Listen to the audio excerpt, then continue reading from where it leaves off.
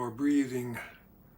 Exactly in the still silence on the other side of your heartbeat is the sacred, the holy, the God we have always hungered to know and to be known by.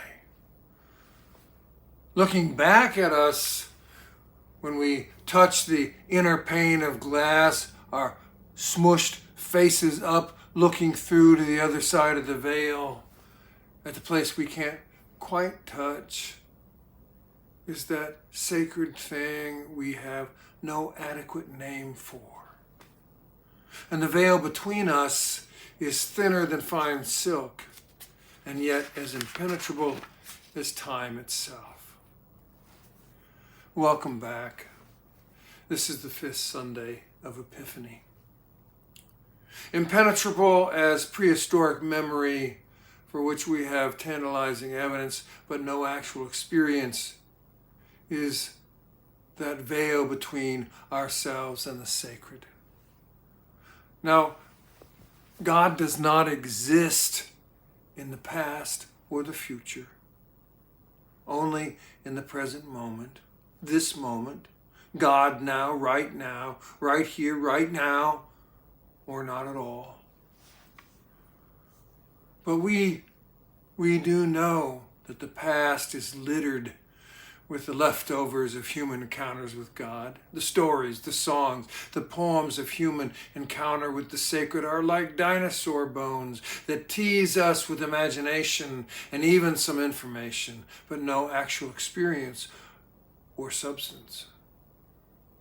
We are always chasing the scent of a God who cannot be touched with memories or knowledge of the past or imagination and fantasies about the future. God can only be touched now, here, now, only in this moment, only here, only now and nowhere else. That is our spiritual dilemma. We ache to know the incredible love of God, and yet we sail our lives at a certain distance from the shore of any and every moment. We keep busy. We keep our thoughts incredibly busy. We run and rerun thoughts of the myriad details of our very busy lives. And some of that busyness is actually important. But important or mere busyness, the veil between ourselves and God is composed of that very same stuff that keeps us busy and at a distance from stillness. Now, I recognize this is not the usual stuff of sermons, and I recognize the odd texture of this terrain. While normally our focus falls heavily upon the ethical dimensions of faith, the challenge to act with justice and to be subversive agents of God's love, there is an entirely other dimension that is always present.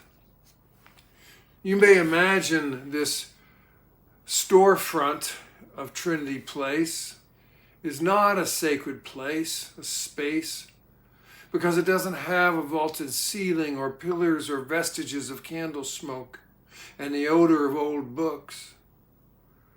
But the same proverbial 3-ton elephant squats in this sanctuary as in every other. It is the mystical. It is the experiential moment, the encounter with God now. And here we have the same problem as other folks who worship and dress up and pretend Gothic. We so rarely recognize the sacred, even though we are surrounded, even though God is hovering and surrounding and infusing us with photons, like photons and atoms and all the other aspects of each ordinary moment that we know are there but never see. Most of us don't have a problem with knowing that God is present, even here, even right now. But our sensing apparatus is dull and our attention is distracted. But some of us don't know that God is present. don't believe that God, if there is a God, could be so mundane as to infuse ordinary particles like dust mites and microbes and other trace elements. And then some of us are kind of in between. Sometimes we're open to the possibility that God is accessible in ordinary experience, but other times God could spit in our faces and we would wonder if it's going to rain or not. In the year that King Uzziah died. Now we need to hear that as history, whether or not it's a factual moment in time. In the year that King Uzziah died is as if an ordinary moment traceable to a specific time and place, like all human experience. I saw God, Isaiah says. Now hear that as viewed with my own eyes. Now, you do not have to believe that Isaiah had an actual mystical experience. You can believe he's a liar. You can believe he's a myth. You can believe he is just being metaphoric. You can believe he's just waxing poetic. But recognize, please, that to believe any of those things is also a belief. If we begin with the assumption that God is not in the moment, not accessible to human experience, please recognize that that's also a belief. If we begin with the hypothesis that God is not experiential, then by God, we will likely not experience God. If we believe that this dinosaur bone that Isaiah throws us does not indicate actual mystical experience, we're like the creationists who say scientists are just mistaken about how old those bones are. If we believe with a deep skepticism about anything that is not material and that cannot be duplicated in the laboratory, we will surely never see what is there on the other side of that very thin veil. We get distracted in Bible stories by ancient imagery and ancient imagination and ancient cultural taboos and customs, and then we miss seeing the outline of the skeleton protruding from the sediment of time. There in Isaiah's vision or experience are the bones of an encounter with God. Regardless of what he saw or how he saw it, the bones remind us of that experience most of us have had at one time or another. Now I'm talking about when we were utterly humbled by our smallness in the face of the hugeness of God, or even the unfathomable dimensions of time and space. Surely we have fallen into that kind of a moment. Surely we have been struck speechless with awe and reverence before the magnificence and beauty and mystery. In that spectacular moment, we encountered ourselves in relationship to something so much greater than ourselves. And somewhere, when we could finally find some words to utter, we heard our own voice squeak, "Woe, woe is me. I'm lost. I've just seen God." Now, maybe we didn't say it that way. Maybe those were not our words. Maybe we stuttered over the magnificence and majesty of something and just felt how small and puny and insignificant we were in the midst of the cosmos. But that's the same thing as what Isaiah uttered. Whoa, whoa, you are so incredible and I am so small. That's the same thing Peter uttered. Yo, Jesus, hanging out with you is going to get me in trouble, and I just don't think I'm up to it. So we have those two distinct challenges to overcome if we're going to recognize our encounters with God in the moment and as they take place in real time. The first challenge is our busyness. We are so cluttered, and the clutter simply takes up space to the point that we have little room left that's not filled with whirling, buzzing, obsessed, and anxiously distressed stuff. Activity, noise.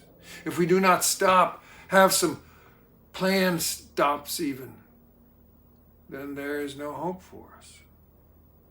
This part one of our challenge is entirely within our grasp and control, but we simply do not like doing it, like exercise or stretching or watching our diet. We don't like stillness. We avoid it. Sitting still and allowing our thoughts to sit still.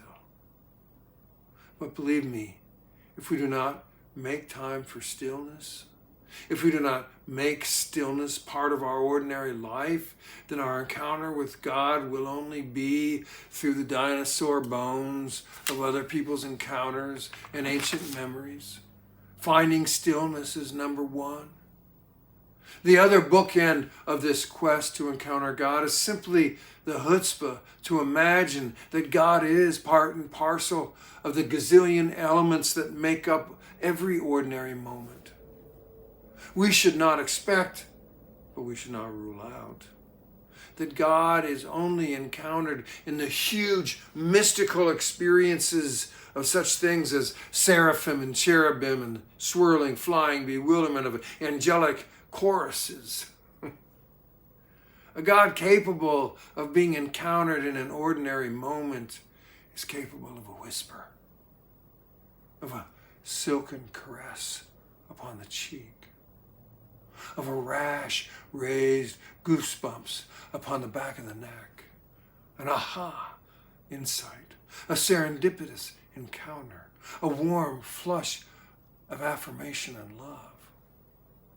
If our eyes are open and our hearing is practiced and our mind is sensitized, our imagination supple, then we will indeed begin to recognize our encounters with the holy in ordinary moments.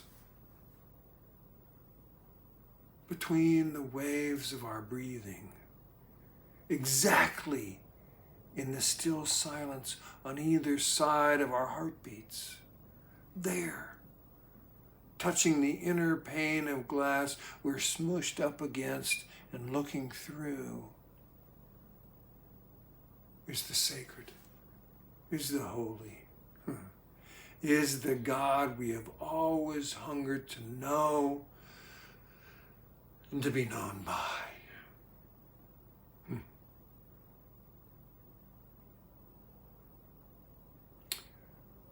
Amen.